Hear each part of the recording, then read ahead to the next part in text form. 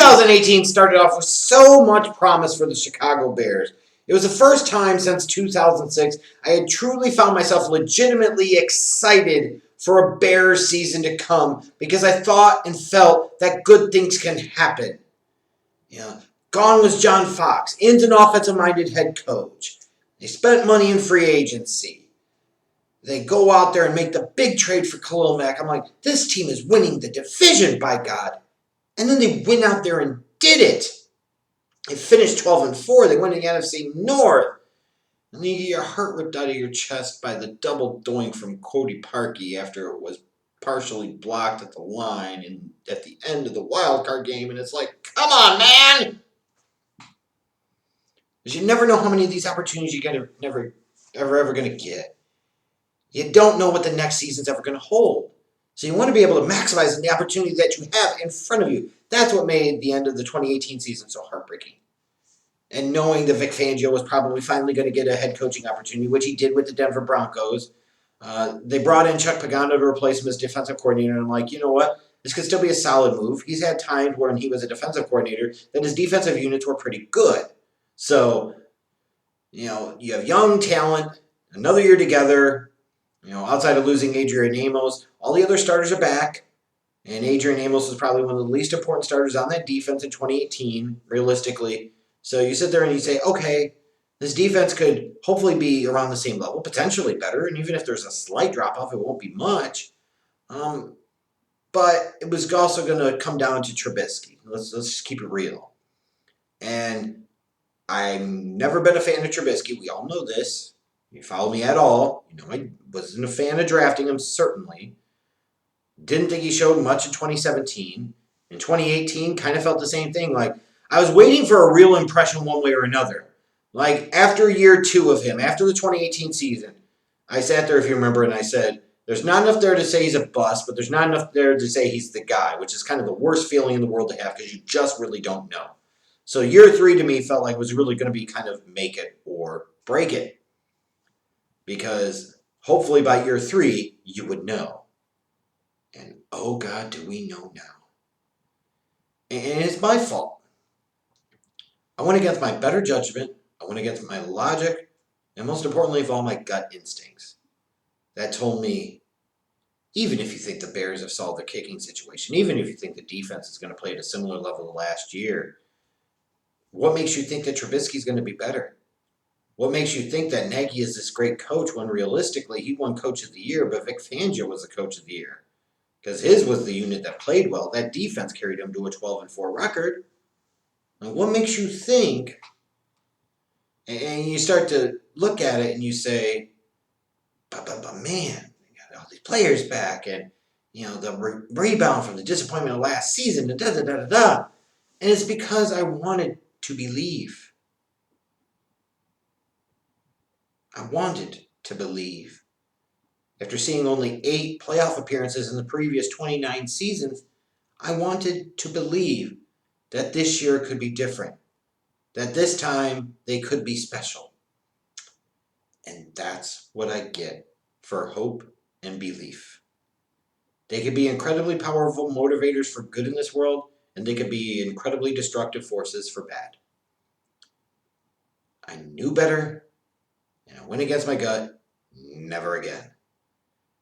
And I knew it immediately. That opening loss to Green Bay. Like, it's not just that they lost again in week 1 in prime time to the Green Bay Packers again.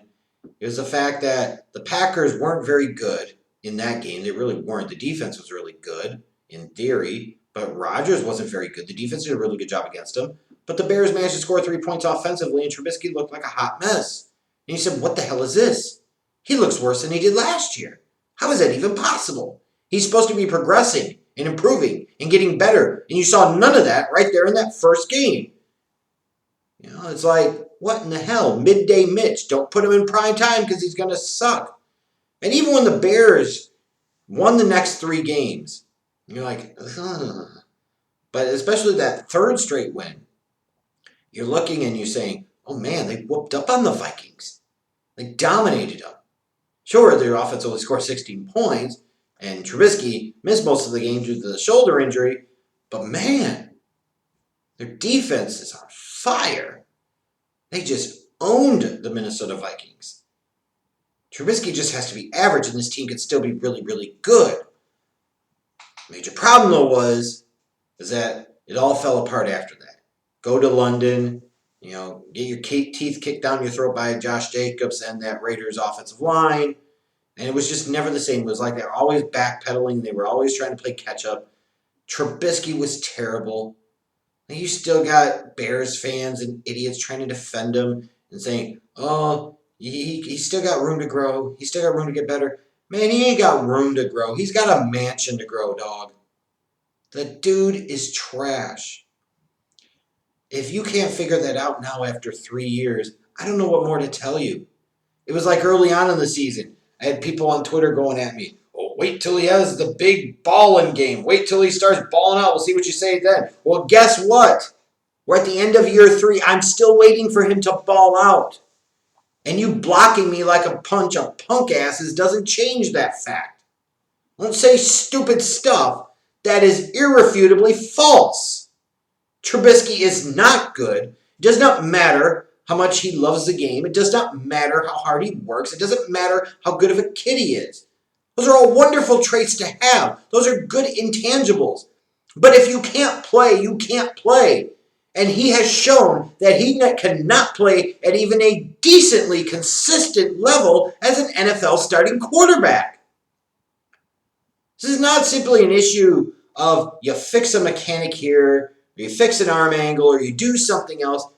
The dude can't read the field. He can't process and react to what he sees. Even if you point to the mechanical flaws sometimes, those are largely caused by the fact that the dude can't see the damn field and he can't react to what he sees.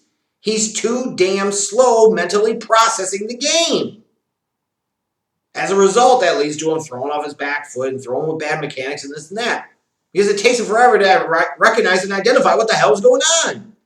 And Nagy's play calling certainly didn't help, especially early in the year. The one thing Trubisky could actually do at a decent level is run, so yes, let's not have him run the damn ball. Then little shots throughout the year that Nagy's taking at Trubisky, and it's like, dude, this is year 2 under you. This dude was supposed to get at least a little better. You were at least supposed to show some type of improvement. And instead, he got worse, and not just a little worse, sizably worse. The offense struggled to run the ball consistently, nor was Nagy particularly committed to it on a consistent basis. The defense was good, but they were not the elite great unit they were in 2018, especially when the team needed it. And people need to get over this fact. Using the numbers can be misleading. Teams that you're facing don't have to try as hard. They don't have to sit there and fucking put up as many points if they know they don't have to take as many risks. Because bottom line is, they're not scared of the Bears offense. They know first team to 13 wins. First team to 13 wins.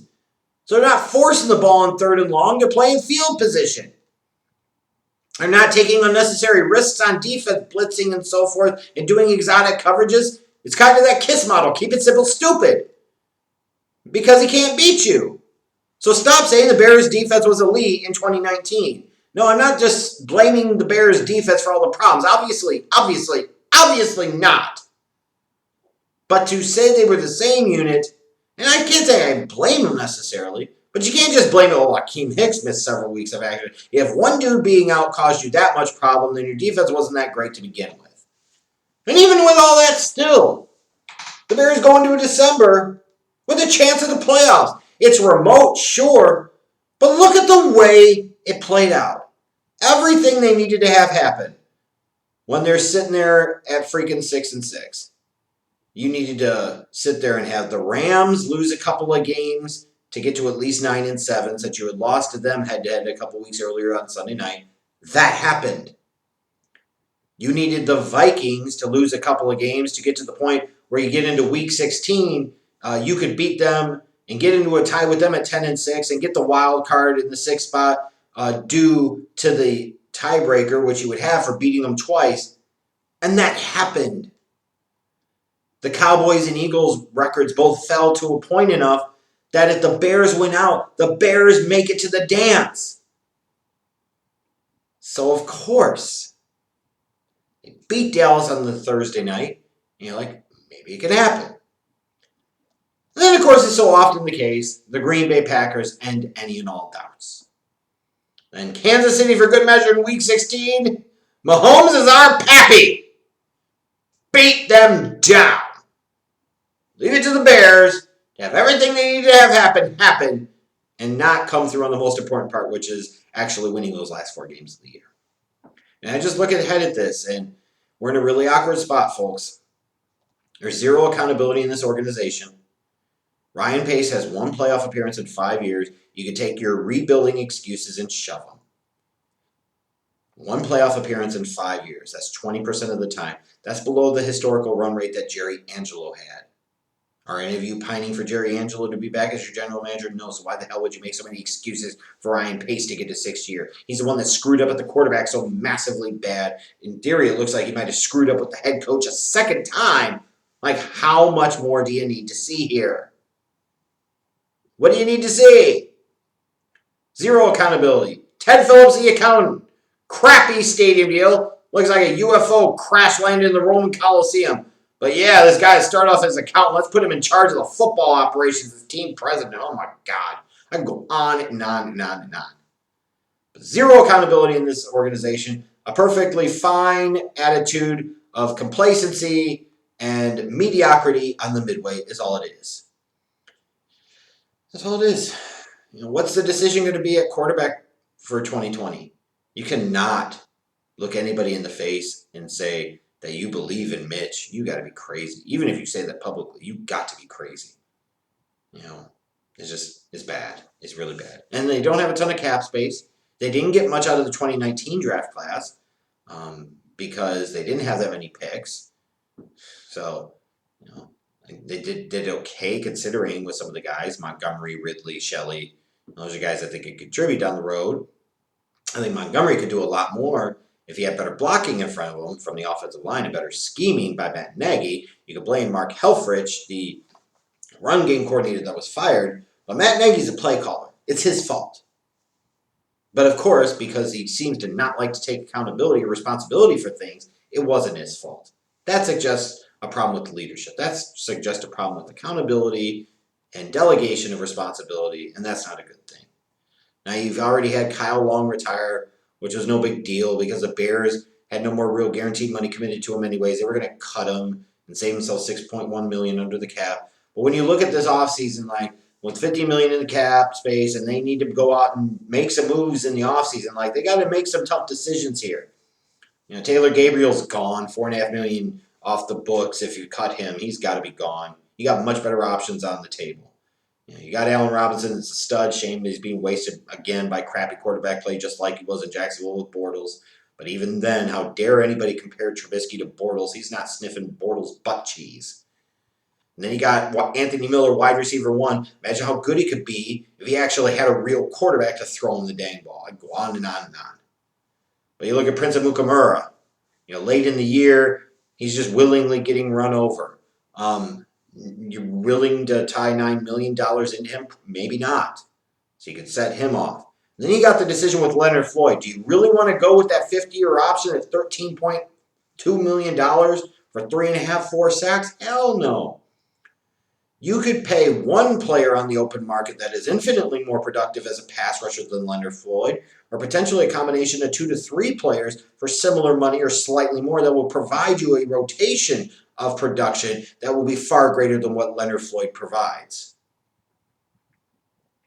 You cannot seriously think about rolling into the season paying Leonard Floyd $13.2 million. There's just no damn way. Because you need more, and you especially need more to help Khalil Mack, who didn't exactly have the best season himself. You're getting paid as a top defensive player in the league, Khalil. I expect you to play like it. Especially since the team gave up multiple first-round picks to get you. Doing double teams sometimes. Great edge rushers, great pass rushers get double teamed. And the great ones figure out a way to still impact the game. And far too often it seemed like Khalil Mack wasn't there. You'd go entire stretches of games, entire games without even hearing his name called once. That cannot happen. And even then the Bears with the limited cap space, even if they clear some cap room, they got notable free agents. Probably Danny Trevathan's gone. Are they going to bring back Clinton Dix, or are they going to have to look at a different strong safety in free agency? Do you bring back Chase Daniel as your backup, or do you have to go into the market now and look at quarterback, and who would that quarterback be? You got all types of names that are going to be thrown out in the next couple of months to come. I wouldn't be surprised if Bears fans are really disappointed. It's going to be one of a couple of options. It's either A, they ain't changing a dang thing because they actually do believe in Mitchell Trubisky, which immediately should be the point in time that Ryan Pace is fired as general manager, or B, they're going to bring in somebody, but you're not going to like it. It's going to be somebody like Case Keenum. It's going to be somebody like Andy Dalton. It's going to be somebody that doesn't overwhelm you, that they can point to and say, see, we addressed the position, but they really didn't, and put Trubisky in a situation where he's not really at risk for losing his job. The same type of weak stuff they did to protect Cutler's fragile mentality and ego for a number of years. Let's not actually push him. Let's not actually try to get the best out of him. Let's not put a little fire under his butt. Let's just let him be the unquestioned starter because that worked out so well, right? Exactly. Ridiculous. Ridiculous. What are you going to do? Phillip Rivers, Cam Newton, Teddy Bridgewater? The Bears are in this really tough spot because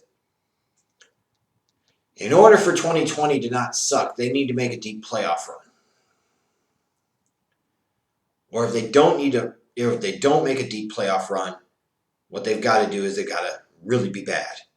The worst thing they could do is have another 7-9, or in this case 8-8 season like they did in 2019, finish somewhere in the middle of the pack in the draft, and then you're still looking for a quarterback. That's why you ended up with that record. And are you going to be able to get it in 2021 based off of the draft position that you're at? Then you're looking at, Ryan Pace after 6 years then would have to be gone. Nagy would have to be gone, and you're looking at a total rebuild again. No, ideally, I would not want a total rebuild again. This team has wasted far too many years of my life. And now, after 2019, it's been 8 playoff appearances in 30 seasons. That's less than 30% of the time. That's not good! That's not good! The success is far too sporadic. The mediocrity to bad is way too consistent. In terms of team needs in this offseason, number one, is the quarterback position. It doesn't make you a bad person to have drafted Mitchell Trubisky over Patrick Mahomes and Deshaun Watson and have traded up from 3 to 2 to do that, giving up picks that could have been used guys like Alvin Kamara and Fred Warner and so on and so forth. But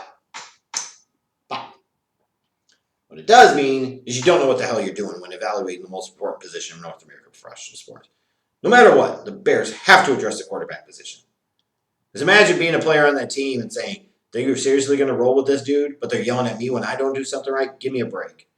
They need a big fat ass on that offensive line at right guard, and I mean a fucking mauler fat ass type of dude. No 6'5", 300-pounders. They need a mauler, a road grader. They need some strength and physicality up front. That's what they need. They also need help at tight end. Adam Shaheen's possibly going to get cut. Trey Burton did nothing this year. You can see how much different the offense is when they don't have a viable weapon in the passing game at tight end. So they're going to have to address that position. Unfortunately, again, they don't have a first-round pick because of the Khalil Mack trade. They don't have a third-round pick because of the Khalil Mack trade. They don't have a fourth-round pick because of the previous trade with the New England Patriots. Got a couple of second-round picks, but then a fifth, sixth, and a seventh. So, again, Ryan Pace unnecessarily running them into a position where they don't have enough draft picks to fill all of their holes, which means they're going to have to fill those holes in free agency. And oh, by the way it currently stands, they don't have enough cap space to be able to plug all the holes that they have. And even if they cut some guys and clear some cap room, they're still not going to be able to fix all the holes in this roster. But they need help on defense, too. Certainly want to draft another edge rusher, whether you go and get guys in free agency or you decide to keep Leonard Floyd for his fifth-year option. You got to get another edge rusher. You got to get more depth at that position. You got to be able to have more of a rotation that you have in there. You look at corner. They reworked Kyle Fuller's deal. They've given Eddie Jackson his contract extension. But corner, you're looking for a long-term replacement to Prince Amukamura on the outside. You got to see if you can find that at some point in time in this draft. I still think they could use a running back to eventually replace Tariq Cohen as kind of like that versatile, shifty scat back. And speaking of guys that didn't show up to play as much in 2019, how about Tariq Cohen, huh? But I also look at this offense and I say, you know what they could really use as well? They could really, really use somebody on that offense like a Tyreek Hill. They're trying to run a Kansas City type system without Patrick Mahomes, without Travis Kelce, and without Tyreek Hill. And you can imagine what the results are. Not good. They need that vertical threat receiver. I like the receivers that they have now. I really do. I think 1 through 4, they're good. But they don't have that take the top off the defense guy. They don't have that true game breaker. And even if they go get a better quarterback and they upgrade that offensive line, they find somebody at tight end, the bottom line remains is the Bears would still be limited on offense because they don't have the Kelce and they don't have the Tyreek Hill. I'm not all that excited right now looking ahead to 2020 for the Bears. I'm very intrigued to see what happens come free agency, though. In March, I must say that, because early on, you're going to get a very good indication of what this organization is trying to do in 2020 and what they ultimately feel about their failed first-round pick quarterback, Mitchell Trubisky.